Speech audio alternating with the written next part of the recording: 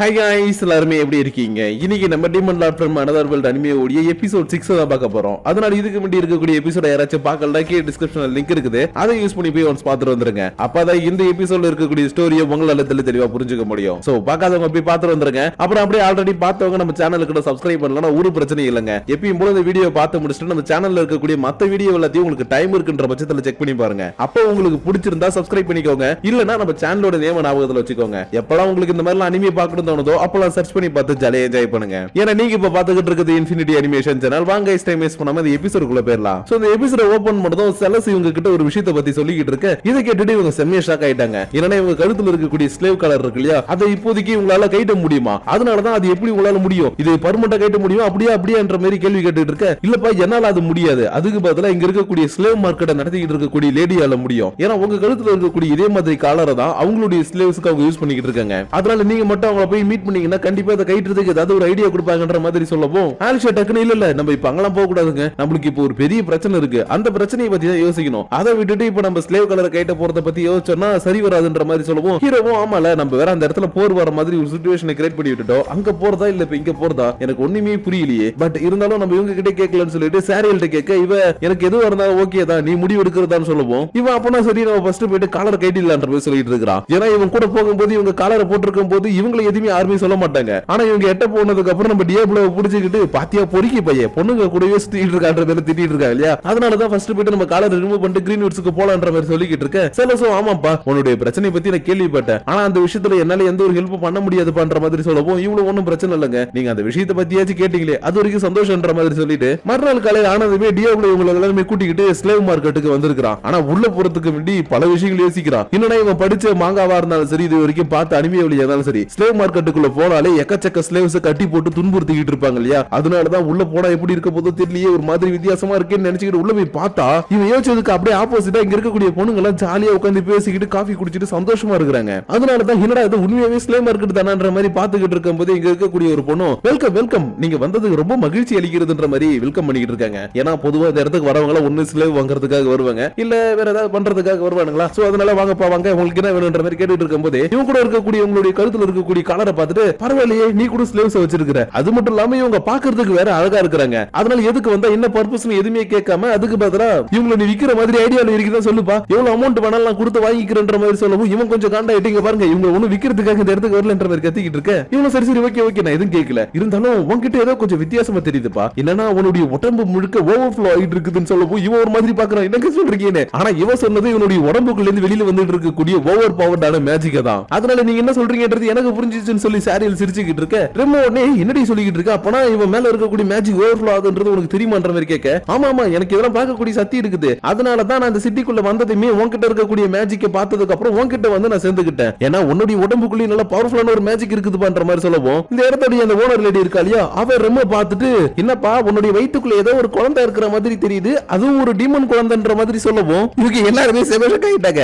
இதுலயும் ரொம்ப காண்டா வருது யாருன்னா நம்ம சாரியல் தான். ஏன்னா இவ அட்வான்டேஜ் எடுத்துக்கலாம்னு பார்க்கும்போது இவ தடுத்துட்டு டக்குனு வயித்துல குழந்தை இருக்குதுன்னு சொல்றாங்க இல்லையா. அதனாலதான் இது நியாயமே இல்ல, எப்படி இதெல்லாம் நடந்துச்சு, ஒருவேளை அன்னைக்கு ரூமுக்குள்ள போனீங்களே அப்பியான்ற மாதிரி கேட்டுட்டு இருக்க. டியாப்ளோ டக்குனு குறுக்க வந்து இல்ல இல்ல அப்படிலாம் கிடையாது, நான் சொல்றத புரிஞ்சுக்கோங்கன்ற மாதிரி சொல்ல வரான். ஆனா நீ வாய மூடு எங்களுக்கு தெரியும் நாங்க பேசிக்கிறோம்.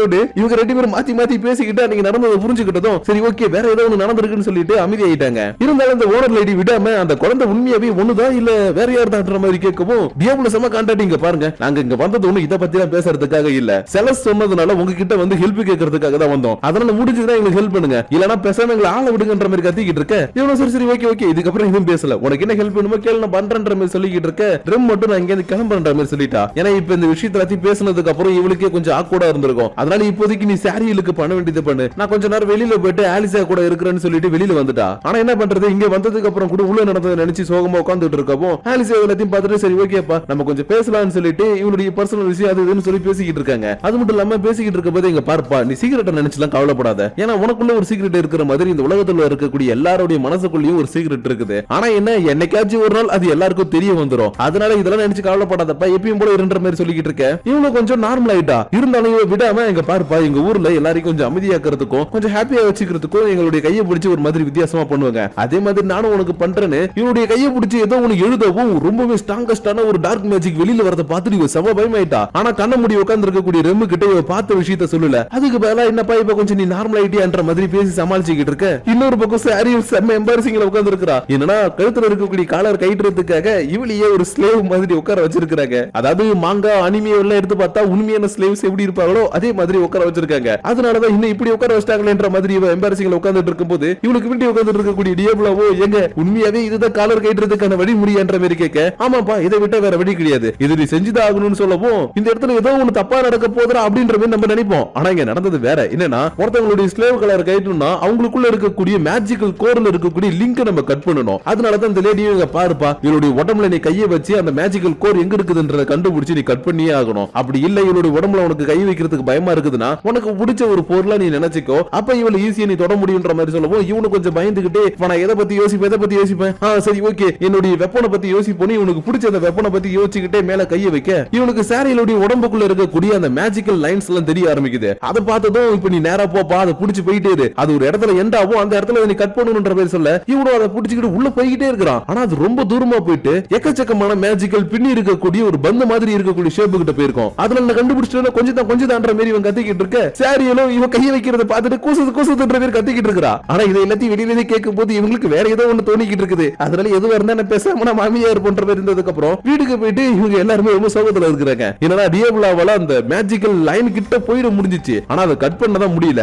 அதனால இன்னைக்கு நம்ம பண்ணது இதுக்கப்புறம் நம்ம பண்ணவே வேணாம் பண்ற மாதிரி சொல்லிக்கிட்டு இருக்கிறான். ஏன்னா இன்னைக்கு இவங்க பண்ண இந்த ப்ராசஸ் கொஞ்சம் ஆக்வர்டா இருந்திருக்கும். அதனால இந்த மாதிரி ப்ராசஸ் வேணாம், வேற ஏதாச்சும் வழி இருந்ததுன்னா அது மூலியமா உங்களுடைய காலரை கைட்லான்ற மாதிரி சொல்லிக்கிட்டு இருக்க. சரி இன்னும் ஆமா டியபிளா சொல்றது கரெக்ட், நம்ம பேசாம வேற ஏதாவது ஒரு மேஜிக்கல் வழியை கண்டுபிடிக்கலான்ற மாதிரி சொல்லிக்கிட்டு இருக்க. இந்த ரிம்மு வாயை வச்சுக்கிட்டு சும்மா இல்லாம ஹே ஆலிசா இன்னைக்கு என்னப்பா நீ எங்க கூட தங்க போறியா இல்ல வெளியில எங்கேயாவது போக போறியா பண்ற மாதிரி கேட்கவும் இவனுக்கு செம்ம ஷாக் ஆகுது. ஏன்னா இந்த ரூம்ல ரெண்டு பேரும் இவன் கூட தங்கறதே இவனால தாங்கிக்க முடியல, இதுல இன்னொரு பொண்ணு வேறடா இவரால சுத்தமா தாங்க முடியாது இல்லையா. அதனாலதான் இல்ல இப்படி எல்லாம் நடக்க கூடாதுன்ற மாதிரி யோசிச்சுட்டு இருக்கும்போது இந்த பொண்ணும் இல்லப்பா நான் பக்கத்துல ஒரு ரூம் வாங்கிட்டேன், அதனால அந்த ரூம்ல போய் நான் தூங்கிக்கிறேன், அதனால நீங்க 3 பேர் மட்டும் இந்த இடத்துல என்ஜாய் பண்ணுங்கப்பான்னு சொல்லிட்டு இவ கதவை திறக்க போக சடனா இந்த இடத்துல ஒரு ஃப்ளூட் சவுண்ட் கேட்கவும் சாரியல் பயந்து போயிட்டா. ஏன்னா இந்த ஃப்ளூட் சவுண்ட் யாருது எங்க இருந்து வருதுன்றதுலாம் நல்லாவே தெரியும். அதனாலதான் இது அவனா இருக்க கூடாதுன்ற மாதிரி பயந்துகிட்டு இருக்கும் போதே கதவை திறந்துகிட்டு ஒரு எல் போறத வரான். அது மட்டும் இல்லாம டக்குனு இங்க இருக்கக்கூடிய எல்லாருமே பார்த்துட்டு ஓகே உங்களெல்லாம் பார்த்ததுல ரொம்ப சந்தோஷம், இருந்தாலும் இங்க நான் வந்தது காரணமே சாரியல் தான், அவளை கூட்டிட்டு நான் இப்ப திரும்பவும் கிரீன் வுட்டுக்கு போனோம், ஏன்னா நான் தான் அவளுடைய அண்ணன்ற மாதிரி சொல்லவும் டியோப்ல செம காண்டாயிட்டு வீட்டு வந்துகிட்டு டேய் அப்பனா நீ தான் பவுண்டி ஹண்டர்ஸா வச்சு உன்னுடைய தங்கச்சி தூக்க பார்த்ததான்னு கேட்க ஆமாங்க என்ன பண்றது இந்த பொண்ணை கூப்பிட்டா வரமாட்டேன்றா, அதனாலதான் பவுண்டி ஹண்டர்ஸ் வச்சு தூக்கலான்னு பார்த்தேன், இருந்தாலும் அது கொஞ்சம் தப்பா போயிடுச்சுன்றதுனாலதான் இப்ப நான் டைரக்டா வந்துட்டேன்ற மாதிரி சொல்லவும் டியோப்லவுக்கு கொஞ்சம் சந்தேகமா இருக்குது. அதனால உண்மையை சொல்லு நீங்க எதுக்காக சாரியல தேடி வந்துகிட்டே இருக்கீங்க, அவகிட்ட என்னடா உங்களுக்கு தேவைன்ற மாதிரி கேட்க இவன் உடனே அதெல்லாம் எதுவும் இல்லப்பா எங்களுடைய ராயல் பெல்ட் வெளியில போயிடக்கூடாதுன்னு சொல்லி எங்க அப்பா கொஞ்சம் பயப்படுறாரு, அதனாலதான் எல்லாருமே எப்படியாச்சும் இவ்வளவு சீக்கிரமா நாட்டு கூட்டிட்டு வரணும்னு ஆசைப்படுறாங்கன்ற மாதிரி சொல்லிக்கிட்டு இருக்க. ஆலிசாவுக்கு மட்டும் கொஞ்சம் டவுட்டா இருக்குது, ஏன்னா இவங்க தேவையில்லாம நிறைய இடத்துல வந்து அட்டாக் பண்ணிக்கிட்டு இருக்காங்க என்னென்னமோ பண்ணிக்கிட்டு இருக்காங்க இல்லையா. அதனால இவங்க கிட்ட இங்க பாரு நீ இவளை கூட்டிட்டு போறதுக்காக தான் வந்திருக்கானா, எதுக்கு தேவையில்லாம வர வழியில இருக்கக்கூடிய மக்கள் எல்லாருமே அட்டாக் பண்ணிக்கிட்டே வந்துட்டு இருக்க, ஒரு பெரிய படையை வேற நீ கூட்டிட்டு வந்துட்டு இருக்க, அதனால உண்மையை சொல்லு உன்னுடைய என்ன இவளை கூட்டிட்டு போறதுதானா இல்ல இவ்வளவு காரணமா வச்சு எங்க மேல படை எடுக்கிறதான்ற மாதிரி கேட்க இவன் கொஞ்சம் கூட சலனமே இல்லாம இல்லங்க நாங்க அப்படிலாம் பண்ணல, நாங்க ஜஸ்ட் வந்தவங்களை அட்டாக் பண்றோன்ற மாதிரி போய் சொல்லவும் சாரியல் உடனே இல்ல அவன் சொல்றது எல்லாமே போயின்ற மாதிரி கத்திக்கிட்டு இருக்கா. அதை கேட்டதும் இல்ல சாரியல் நீ எதுக்கு கவலைப்படாத, நான் நாடு ஓடிட்டு இருந்ததுனாலதான் உன்னுடைய விருப்பம் என்ன ஏதுன்றது நல்லா கவனிக்க முடியல, ஆனா நீ மட்டும் இப்ப என் கூட வந்தீங்கன்னா அப்பா கிட்ட கூட்டிட்டு போயிட்டு நம்மளுக்கு நடக்க போற அந்த கல்யாணத்தை நான் தடுத்து நிறுத்திடுவேன், அதுக்கப்புறம் நீ எப்படி எல்லாம் இருக்கணும்னு ஆசைப்படுறியோ அப்படிலாம் நீ இருந்துக்கலான்ற மாதிரி சொல்லவும் ரொம்ப டக்குனு குறுக்க வந்துட்டு இங்க பாருங்க நீங்க திரும்ப ஒரே பாயிண்ட்ல நிக்கிறீங்க, அவளை கூட்டிட்டு போக மட்டும் தான் நினைக்கிறீங்க, ஆனா அவளுக்கு விருப்பம் இருக்குதான்னு ஒரு வார்த்தை கேட்டீங்களா, அதனால அவளுக்கு விருப்பம் இருந்ததுன்னா மட்டும் உங்க கூட வரட்டும் இல்லனா அவ இங்க இருக்கட்டும்ன்ற மாதிரி சொல்ல இவன் சரி ஓகே கொஞ்சம் நல்லபடியா நடந்து போனு ஓகேங்க அவ விருப்பமா இருந்தா என் கூட வரட்டும் இல்லனா இங்கே இருக்கட்டும், ஏன்னா அவளுடைய விருப்பம் தானே எங்களுக்கு எல்லாருக்கும் ரொம்ப முக்கியம்ன்ற மாதிரி சொல்லவும் சாரியில் உடனே இல்ல நான் போக மாட்டேன் நான் இங்கதான் இருப்பேன்ற மாதிரி சொல்லிட்டா. அதை கேட்ட உடனே ஓகே என் தங்கச்சி இன்னைக்கு கொஞ்சம் நீங்க இருக்கீங்கன்றனால இப்படி சொல்லி இருந்திருப்பா, ஆனா நாளைக்கே வந்து நான் கூப்பிடும் போது என் கூட வந்தாலும் வருவா இல்லையா, அதனால நாளைக்கு நான் திரும்ப வந்து நான் அவளை கூப்பிடுவேன், அந்த டைம்ல என் கூட வந்தா நான் அவளை கூட்டிட்டு போவன்ற மாதிரி சொல்லவும் டிஎப்ல கொஞ்சம் கோமாயிட்டு டேய் முட்டாள் அவ எங்க கூட தான் இருப்பான்னு சொல்லிட்டால அப்புறம் இன்னும் வெண்ணைக்கு இங்க வரன்ற மாதிரி கேட்க இல்லப்பா நாளைக்கு இதுதான் நடக்கும் நீ நினைச்சிட்டு இருந்திருப்ப, ஆனா நாளைக்கு அது நடக்காம போயிடுச்சுன்னா என்ன பண்ணுவேன், அந்த மாதிரி தான் ஏதாவது ஒரு சான்ஸ் இருக்கும் இல்லையா, அது மூலியமா என்னோட தங்கச்சி என் கூட வரேன்னு சொன்னா நான் அவளை கூட்டிட்டு போவன்ற மாதிரி சொல்லிக்கிட்டு இருக்கேன். டிஎப்லவும் கொஞ்சம் கான்பிடென்ட்டா டேய் உன்னால முடிஞ்சதை பண்ணிக்கோடா என்னுடைய சாரியில் அவ எப்பயுமே என் கூட தான் இருப்பான்ற மாதிரி அடிச்சு பேசவும் சரி ரைட் இதுக்கப்புறம் நான் இதுக்கு இருந்துட்டு நான் கிளம்புறேன் நாளைக்கு வரண்டா செல்லக்குட்டி அப்படின்ற மாதிரி இங்க கிளம்பி போக சாரிலுக்கு இப்போதான் நிம்மதியா இருக்குது. அண்ட் அது மட்டும் இல்லாம இவளுக்காக டிஎப்ல நிறைய விஷயங்கள் பேசணும் இல்லையா, அதனால ரொம்ப தேங்க்ஸ் பண்ற பேர் தேங்க்ஸ் சொல்லிக்கிட்டு இருக்க. இவனும் ஒரு மாதிரி ஸ்மைல் பண்ணிட்டு தூங்கலாம் அப்படின்னு சொல்லிட்டு போய் தூங்க ஆரம்பிச்சிட்டான். பட் இந்த நேரத்துல நம்ம சாரிலுக்கு மட்டும் தூக்கமே வரல, அதனால ரிம் எழுந்து பார்த்துட்டு என்னப்பா நீ இன்னும் தூங்கலையா ஏன் இந்த மாதிரி பாத்துக்கிட்டு இருக்கன்ற மாதிரி கேட்கவும் இவனும் இல்லப்பா ஒண்ணும் இல்ல ஜஸ்ட் எனக்கு தூக்கம் வரல, அதனாலதான் நின்னு சில விஷயங்களை பத்தி யோசிச்சுட்டு இருக்குன்ற மாதிரி சொல்லிக்கிட்டு இருக்க. டக்குனு ரெம் பக்கத்துல நின்னுட்டு சரி ஓகே ஒன்னும் பிரச்சனை இல்ல, எல்லாத்தையும் சமாளிச்சுக்கலாம். அது மட்டும் இல்லாம உன் அண்ணன் இன்னைக்கு வந்துட்டு போனா இல்லையா, அதனால நினைச்சு நீ ஃபீல் பண்ணிக்கிட்டு இருக்குன்னு எனக்கு தெரியும். ஆனா அதை நினைச்சுக்கிட்டே இருந்தீங்கன்னா இப்போ உனக்கு எதுவுமே பண்ண முடியாது. அதனால அப்படியே ஓரமா வச்சுட்டு நிம்மதியா இருப்பா. ஏன்னா நமக்கு கூட டியாப்ளோ இருக்கிறான், அதனால நம்மளுக்கு ஏதாவது ஒண்ணு நடக்க போது இல்லாத ஒரு பிரச்சனைனா அவன் பாத்துப்பான்ற மாதிரி சொல்லவும், ஆமாப்பா டியாப்ளோ இருக்கிறான்ற தைரியத்துல தான் நானும் சந்தோஷமா இருக்கிறேன். ஏன்னா என்னுடைய அண்ணன் இன்னைக்கு வந்து பேசினா இல்லையா, அவன் பேசுனதுக்கு எதுவுமே உண்மை கிடையாது, முழுக்க முழுக்க பொய் தான்ற மாதிரி சொல்லவும் இவளுக்கு கேட்டுட்டு ஓகே பரவாயில்ல, அப்பனா உன் வீட்டுக்கு கூட நீ போயிட்டு வர மாதிரி உனக்கு ஐடியா இல்லையன்ற மாதிரி கேட்கப்போ, ஏய் அப்படி யாரு சொன்னா, நான் வீட்டுக்கு போகணும்னு ஆசையா தான் இருக்குது, பட் அங்க போனா திரும்ப வர முடியுமான்னு தெரியலன்ற மாதிரி கத்திக்கிட்டு இருக்க. இவன் உடனே ஏய் கொஞ்சம் அமைதியா பேசு, டியாப்ளோ தூங்கிட்டு இருக்கான், அவன் எங்க ஏந்திர போறான்ற மாதிரி சொல்லவும், இந்த பக்கம் உண்மையாவே டியாப்ளோ தூங்கவே இல்ல, ஆல்ரெடி இவன் கண்ணை முடிச்சிட்டு தான் இருக்கிறான். ஆனா அது தெரியாம இவ்வளவு நேரமா இவங்க ரெண்டு பேரும் ஜாலியா பேசிக்கிட்டு இருக்காங்க. அது மட்டும் இல்லாம இந்த மாதிரி நைட் டைம்ல ரெண்டு ஃப்ரெண்ட்ஸ் உட்கார்ந்து பேசிக்கிட்டு இருக்காங்கன்னா நிறைய விஷயங்களை பத்தி டிஸ்கஸ் பண்ணிட்டு இருப்பாங்க இல்லையா. அப்படிதான் ரெமோ இங்க பாருப்பா நீ ஃபியூச்சர்ல என்ன பண்ணலாம்னு இருக்கிற, அட்வென்ச்சர்ன்றதை தாண்டி நான் கேட்கறேன் பண்ற மாதிரி சொல்லவும், இவன் உடனே யோசிச்சு பார்த்துட்டு ஒண்ணும் இல்லப்பா, நான் ஒரு பெரிய கஃபே ஒண்ணு நடத்தணும்னு நினைக்கிறேன், அந்த கஃபேல நான் ஓனரா இருக்கணும், நீ சர்வெண்டா இருக்கணும், அப்புறம் நம்ம டியாப்ளோ வரவங்க எல்லாருக்கும் காஃபி போட்டு தரணும், இதுதான் என்னுடைய ஆசைன்ற மாதிரி சொல்ல, இது எல்லாத்தையும் கேட்டுட்டு டியாப்ளோ இமேஜினேஷன் பண்ணி பார்த்துட்டு சிரிச்சுக்கிட்டு இருக்கிறான். அது மட்டும் இல்லாம இங்க பாருப்பா நீங்க எல்லாருமே என்னுடைய கடையில ஒர்க் பண்ணணும்னு சொல்றதுக்கு காரணம் என்ன தெரியுமா, நான் அந்த சிட்டிக்குள்ள வந்ததும் எனக்கு ஃப்ரெண்ட்ஸா கிடைச்சதே நீங்க ரெண்டு பேர் மட்டும் தான். அது மட்டும் இல்லாம நீங்க எனக்கு ஃப்ரெண்ட்ஸா கிடைச்சது மட்டும் இல்லாம என்னோட லைஃப் ஓடிய ஒரு பார்ட்டா மாறிட்டீங்க. ஏன் நம்ம மூணு பேர் இருக்கக்கூடிய இந்த ரூம் கூட இப்ப எனக்கு ஒரு புது வீடா மாறிடுச்சு. அதனாலதான் என்னுடைய எல்லா விஷயத்திலயும் நீங்க என் கூட இருக்கணும்னு ஆசைப்படுறன்ற மாதிரி சொல்லிக்கிட்டு இருக்க. ரெம்மிக்கே கொஞ்சம் ஒரு மாதிரி வருத்தமா இருக்குது. ஏன்னா இவன் நினைச்ச அளவுக்கு இவன் நினைக்கிறதெல்லாம் கிடையாது. ஜஸ்ட் லைக் தட் ஃப்ரெண்டும் தான் நினைச்சிட்டு இருந்தா. ஆனா இவன் சொல்றத கேட்டதுக்கு அப்புறம் சாரிப்பா, இத்தனை நாள் நீ எங்களை பத்தி எப்படி யோசிக்கிற, எங்க கூட எதுக்காக பழகுறன்னு தெரியாமலே உன் கூட நான் ஃப்ரெண்டா இருந்துட்டேன். ஆனா இன்னில இருந்து நான் உனக்கு ப்ராமிஸ் பண்றேன், உனக்கு ஒரு உண்மையான ஃப்ரெண்டா இருப்பன்ற மாதிரி சொல்லிக்கிட்டு இருக்க. நம்ம ஹீரோ போய் இவன் சொன்ன அந்த ஒரு வார்த்தையை மட்டும் கேட்டுட்டு யோசிச்சுக்கிட்டே இருக்கிறான். உண்மையான ஃப்ரெண்டுன்னு சொன்னா இல்லையா,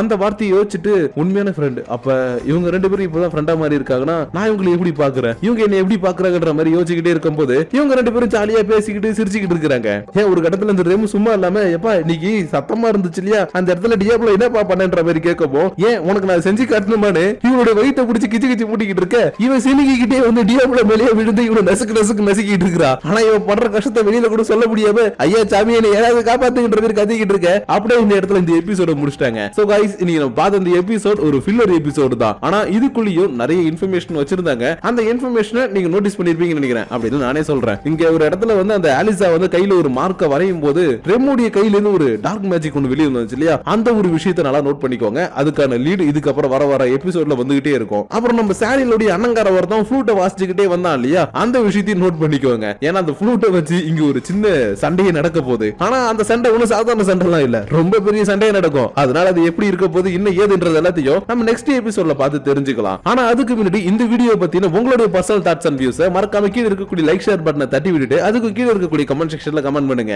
ஏன்னா இந்த அனிமியை எடுக்கும் போதே நிறைய பேர் சொன்னாங்க ப்ரோ இது ரொம்ப 18+ மாதிரி காட்டியிருப்பாங்க, நீங்க எப்படி ப்ரோ ஹேண்டில் பண்ண போறீங்க கேட்டாங்க. நான் என்னால முடிஞ்ச அளவுக்கு நான் ஹேண்டில் பண்றேன்னு சொல்லிட்டு அப்படி எப்படின்னு எப்படியோ ஒரு வழியா உங்களுக்கு நான் எடிட் பண்ணி டபுள் மீனிங் இல்லாத அளவுக்கு ஒரு அளவுக்கு நான் கொடுக்குறேன். பட் அப்பப்ப என்னையே தாண்டி டபுள் மீனிங் வந்துருது. அது மட்டும் நீங்களே புரிஞ்சுப்பீங்கன்னு நினைக்கிறேன். ஏன்னா அது சொல்லாம ஸ்டோரி மூவ் பண்ண முடியாது. அதனால நான் சொல்ற விஷயங்கள் நான் விஷுவலா காட்டக்கூடிய விஷயங்கள் எல்லாமே ஓகே தானா, வீடியோ ஏதாச்சும் கொஞ்சம் ஒரு மாதிரி வித்தியாசமா இருக்குதான்றதை மட்டும் நோட்டீஸ் பண்ணிட்டு கொஞ்சம் எனக்காக கமெண்ட் பண்ணுங்க. அப்படி நீங்க பண்ணக்கூடிய அந்த கமெண்ட்ஸோட சேர்த்து உங்களை நான் நெக்ஸ்ட் எபிசோட மீட் பண்ற வரைக்கும் உங்களிடமிருந்து விடைபெறுவது உங்கள் நான்.